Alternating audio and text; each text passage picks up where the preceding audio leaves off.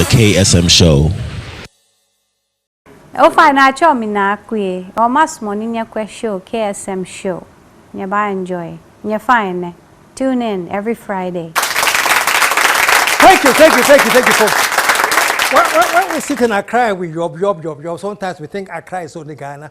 Today we're going to show you that no, Ghana is more than just Accra. I'm going to be talking to two gentlemen. The first one is called Nathaniel Adams Jr. And he works with the Rural Water and Development Programs, and he's been with them for 22 years, man. And when he comes on, he's going to be introducing another gentleman from the US. He's called McWhorter, and he's working with the Ghana West Africa Missions, and together they'll blow your mind. But right now, let's start with Adams. Put your hands together. Show some love for Adams. There you go. Adams. Welcome to the show, man. Good to be here. Fantastic. Good to be here. Wow, how's the North, man? Great. Great. Grown, getting better by the day. Fantastic. Yeah, that's a North. Fantastic. Good. And you are with Rural Water and Development Programs? Development Program, Ghana. Ghana. Rural Water and Development Program, Ghana. And you're doing some amazing work that sometimes the radar doesn't pick. Yeah. I was just reading, and you have over 1,200 boreholes. We've done over 1,200 boreholes. The organization has been operating for 32 years in the North, very well known in the North, aligned with branded with the Church of Christ. So you see Church of Christ, Rural Water and Development Program, very well known in the North, 32 years. Along the Eastern Corridor, great work. Wow. Great work here. You do not originally come from the North. I'm a Ghana Fanti man. You're a Ghana Fanti man. But a Dagomba by choice. I like that. Just for love, man. A Dagomba by choice. A Ghana Fanti man and a Dagomba by choice. Why do you make that choice to be? Well, life, God, you don't decide where you want to be born. That's I think right. God just decided I should be there. I went to school some years back, technical school, time tech, those time came back, and then I went to work. And for 22 years, I've been there, permanently based in Yendi. Wow. Very well. Wow. In Yendi, yeah. So you've been with that program for 22 years. 22 years. All my adult life, I have worked with them. Because the program has been existing for 10 years when you joined them? Yes, when I joined, just a decade, 10 years when I joined, and I have worked with them for 22 years, virtually every village, every district. What drives you, man? I think the desire to serve. The desire to serve. There's always a story. There's always something to whet you, to make you do more. It never gets finished. You think you are ending it. You think you have provided the water before you drive from that community to the next community, and then it's worse than what you saw. And so wow. It's the next day it's worse, and you keep doing, and so you don't count the years. You don't actually count the days, because there's always something for you to do. It's different. It's different. It's different here. It's different up there. Yeah, it's very different. And I hear it's a major difference. It's not just like minor differences. Oh yeah, you see. Even in Tamale, Accra, Tamale, but you just drive a few, and then you enter into the communities. And still people drink water you will not wash your shoe with in Ghana. Really? Oh yeah, it happens. People drink. I think 2 weeks ago, we had to do a well somewhere in Savlugu because of a situation we saw. That was terrible. Yeah. It was terrible. So we had to saw intervene. Pictures of that, yeah. And the viewers are looking at the pictures right now. Oh. So when you were passing and you saw them drinking? Yeah, I was driving from Tamale airport to Tamale town.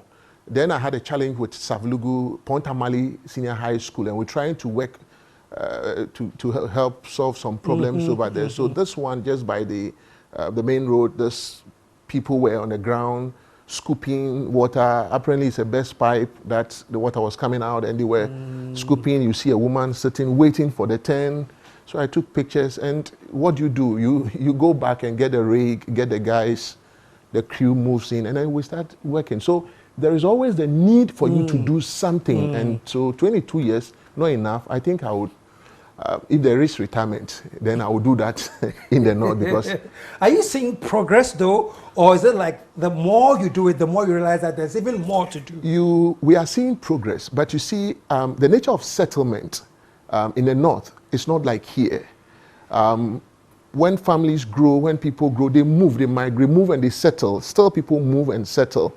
And so communities are developed all the time. New communities are coming up. And the existing ones are not served yet with water. You get? And so, and more communities are formed. So you are doing your best, you are solving the problem, but there's still more to do all the time. There is more to do. Okay. Yeah. Okay. There is more to do. Wow. Wow. Yeah. And I hear you're working in partnership. I mentioned Ricky earlier. I want we to tell us a little bit about that before we introduce him. We have worked for 32 years, and our main partner, the organization that has funded us for the whole period that we have worked, is Ghana West African Mission in the U.S. We continue to be partners, and our operations and work has generally been funded by this organization from the U.S. Actually, they've been with the forming of the organization till today.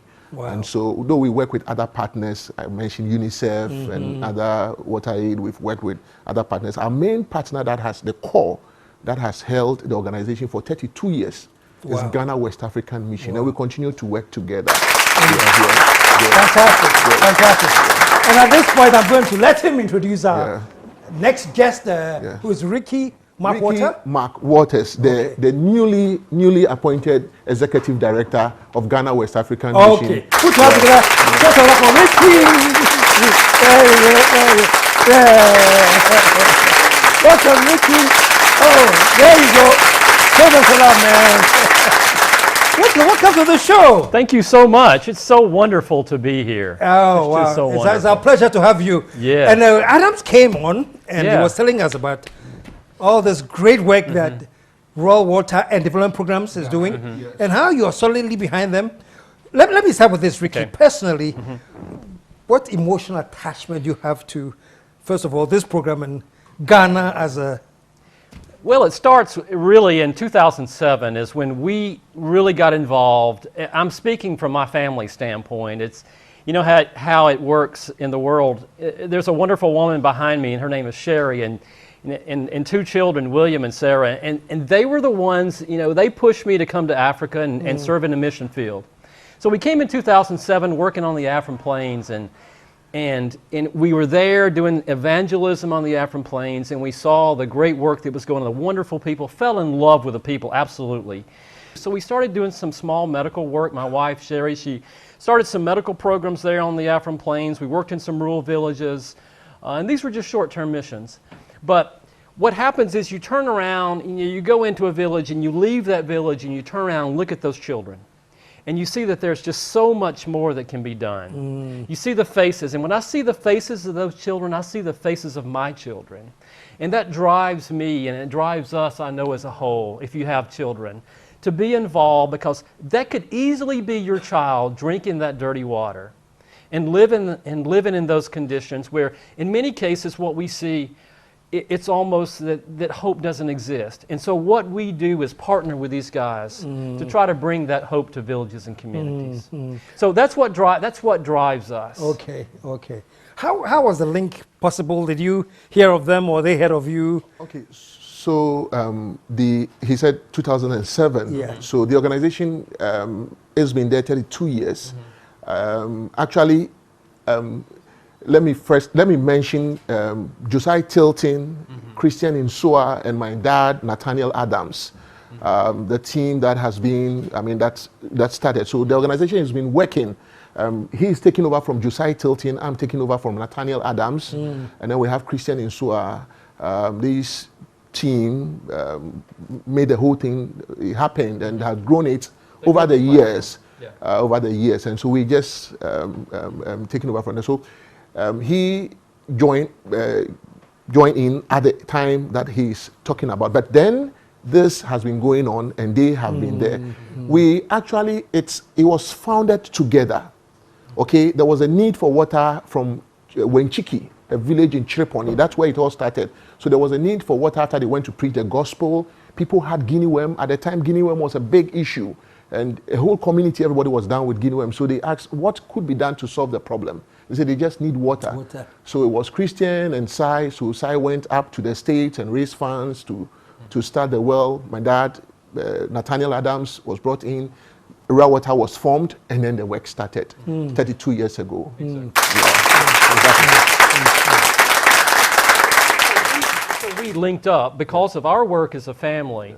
And Josiah Tilton, who was the executive director at that time with Ghana West Africa Missions, contacted me and our family and said, hey, how about you come on board and work with the water program? Because we had experience in Ghana. You know, we had almost 10 years experience in Ghana. Not that that's a lot, but 10 years gives you some background and experience to be able to work with programs.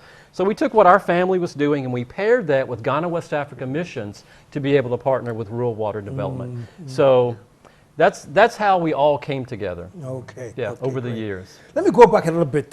What state did you come from? Alabama. Alabama? Yeah, yeah. Wow. Small town called Moulton, Alabama. So, you should come. You're invited. I'll be there next You're invited.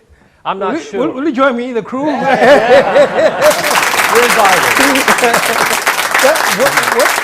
What did you go through living in small town Alabama, hearing about some country in Africa that you didn't know about? Well, it was always, you know, I remember growing up as a small boy, sitting in church. There would be missionaries that would come to our small church in Moulton, Alabama.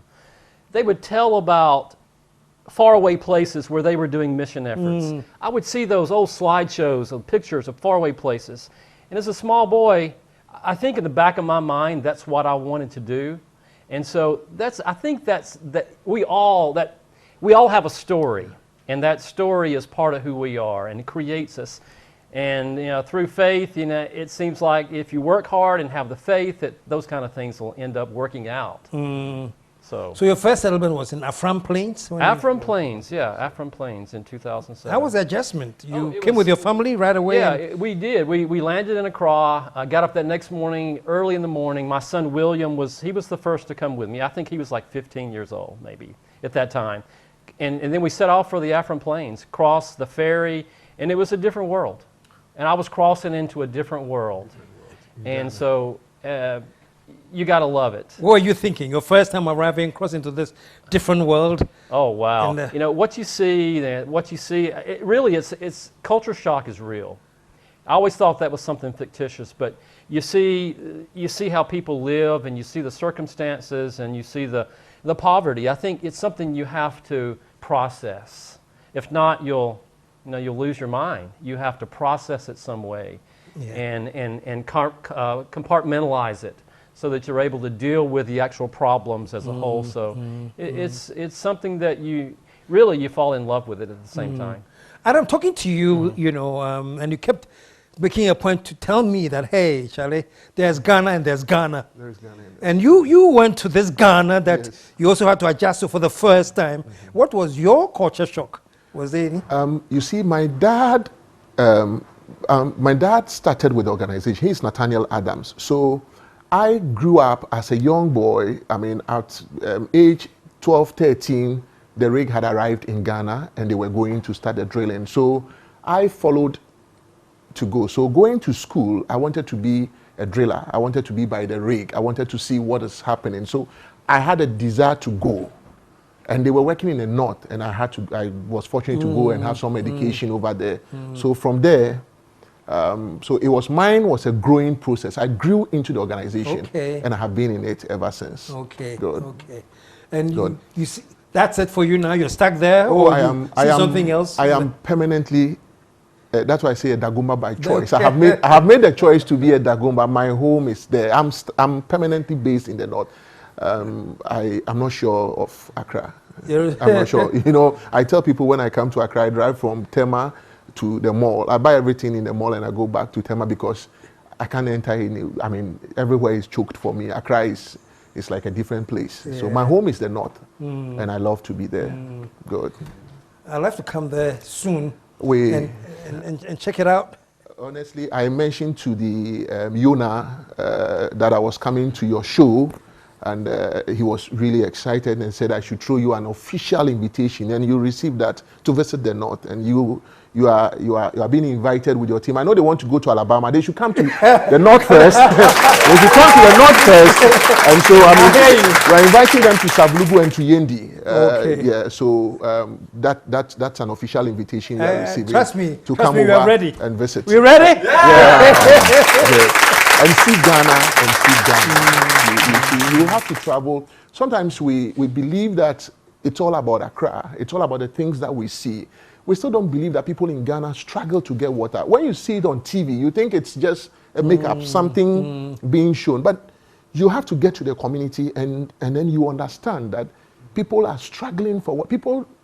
There are people who have never tasted the water in aquarium. I mean, they live with what they have, and that is all. Yeah.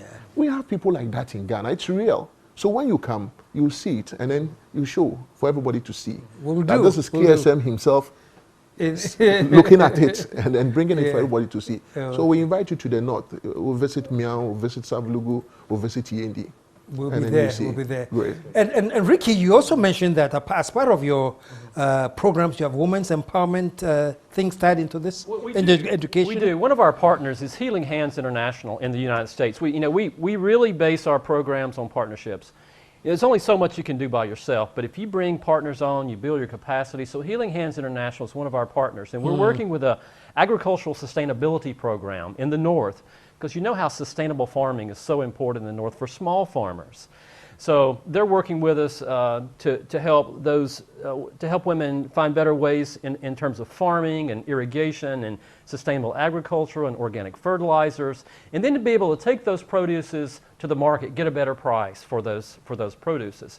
So what that essentially does, it's a gender equality program because it just helps empower the local women to be able to build their capacity, to empower them to be better moms and to be better parents and to be able to send their children to school. And it's such a focus that we have in the north. Do you have any sort of monitoring and evaluation program in place so you can actually monitor the progress of what is happening so far, whether it's the water or the women's programs?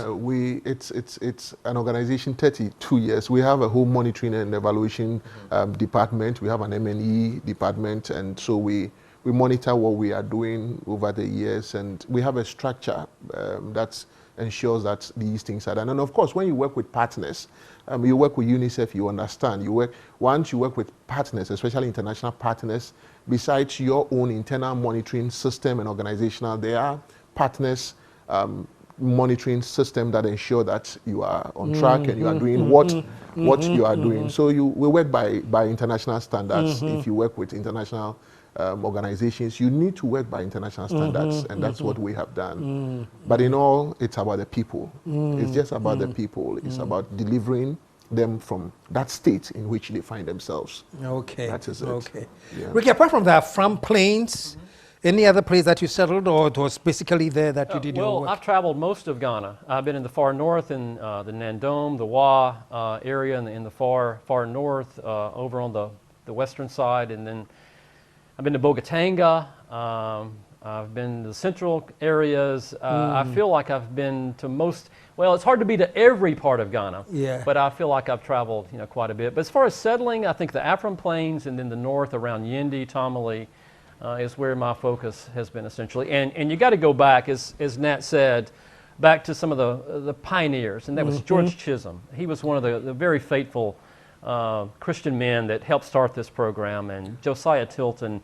And we're just simply, following the path that they've laid for us, because it was hard in those. It's easy now. I mean, we fly to the north if we have to go, because it's so long. If it's a long drive, and so we're able to have the accommodations. But back in the early days, this is really hard. They stayed in tents while they were doing the work there in the north, and now we have beds, and sometimes we might have air conditioning if we're fortunate. So we're just following the path that those guys have led for us. Fantastic, fantastic. And all this under the Church of Christ, is it? Yes, and then we mentioned the Church of Christ. This organization is a Church of Christ social organization, and so the funding right from the beginning has come from the Churches of Christ in the United States mainly. They founded and supported this work, and like you mentioned, George Chisholm has been the foundation. These are the people. So it's purely a Church of Christ organization team, but we work with any partner who share in the same faith with us. That's what we do. Good. That's fantastic. Great. And trust me, because I'm going to take on your invitation, and I want viewers to know that there's going to be a part 2 of this sometime in May when Ricky gets back to Ghana, because we want to extend this so that you get to see more things than we have been able to show you today. But it's amazing. First of all, congratulations for all the work you have been doing. Over 1,200 boreholes across the Eastern Corridor? Yes, we have over 70 mechanized systems. We have latrines. We do institutional latrines, household latrines. We've worked in emergency situations. As we speak now, we have a partnership with UNICEF in emergency. And so when there are emergency issues of water sanitation, we step in. And so refugees, refugee camps, we've stepped in, we've worked with them. But the main operations is water sanitation, the women empowerment development, which we are doing mainly in the north. But we work across the country. We work across the country. We have Upper East, Upper West, Volta. We work Fantastic. everywhere. And folks, you'll be seeing more about this in our second episode of this version of show. So stick around. We'll be going to come here. But thank you so very much, Adams Nathaniel. Is it Adams Nathaniel Jr.? Nathaniel Adams Jr. Nathaniel Adams Jr. Nathaniel Adams Jr. Okay. Yeah. And thank you, Ricky. Thank you. And we'll see you back again soon, right? That's great. Love to be here. Thank you so much. Before we leave, what's your favorite Ghanaian food? I would say probably yams. Yams. Yams and red, exactly, red. Yeah, I know I like red. Show some love for Red Man. Okay, folks, so we'll be getting into So you're invited officially to the north. And until we do that, congratulations and keep up the Thank good work. you so much. Stick around, folks. We'll be right back.